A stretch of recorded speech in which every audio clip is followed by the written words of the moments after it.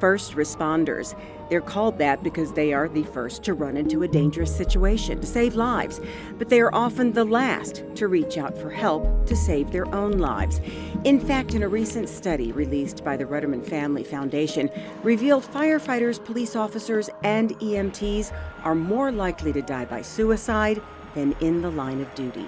Mike Worthen has been in the fire and rescue profession for 30 years. He's out to change those statistics. When I start out my lectures now, I put up 3 numbers. He reaches out to new members of the profession through weekly lectures, this one at Community Ambulance. Does anybody know what those numbers stand for? As he looks out over the class, the answers come quietly and slowly, but they know. So in the last 9 months, we've had 3 police officers here locally in Southern Nevada, 2 firefighters complete suicide. When I started out years and years ago, to hear of 5 in a year were astronomical numbers, right?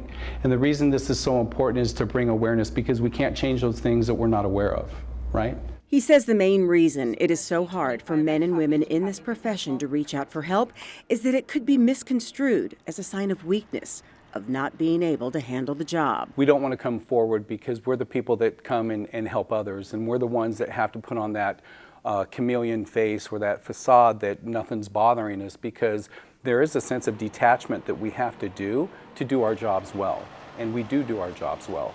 But the problem is when we detach, we don't reattach to sometimes process those things that we've been through. Repeatedly not reattaching is what can lead to self-medication through drugs or alcohol, and for some, thoughts of suicide. Mike knows because he was there after losing friends and co-workers in 2 separate Life Flight helicopter crashes about 20 years ago. So this insanity went on for about 4 years, and there were many nights during those 4 years that I hoped that I would just drink myself to death or overdose. And it wasn't because I wanted to die. It's because I just wanted the pain in my head to stop. Fortunately, he got help and has been clean and sober since January 9th, 2006. His mission now is to prevent others from falling down that rabbit hole. The good news? He does believe the tide is turning. The forefront. We're not where we want to be yet, obviously, but it's started. And I think that we have to normalize that conversation amongst all departments. Whether you be police, fire, work in a hospital, the dispatchers and coroner people. So the movement has started.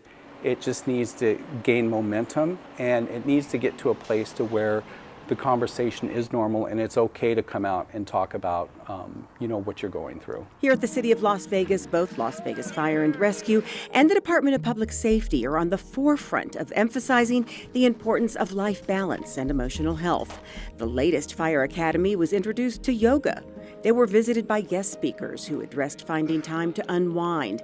And over the years, there's been more of an open attitude toward peer support and counseling.